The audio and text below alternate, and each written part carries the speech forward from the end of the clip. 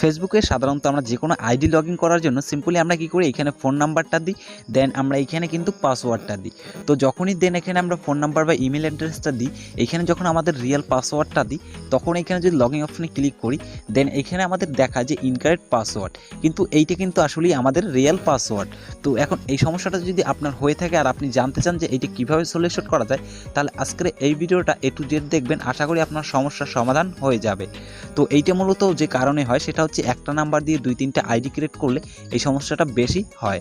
তো এইটা আপনি সমস্যার সমাধান করার জন্য সিম্পলি আপনি কী করবেন, আপনার যে ফেসবুক অ্যাপ আছে, ফেসবুক অ্যাপে চলে আসবেন।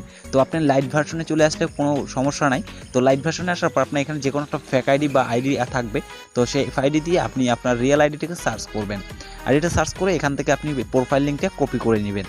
প্রোফাইল লিঙ্কটা কপি করার পর সিম্পলি আপনি ফেসবুক রিয়েল অ্যাপসে চলে আসবেন, দেন এখানে এসে আপনি এইটা পেস্ট করে দিবেন।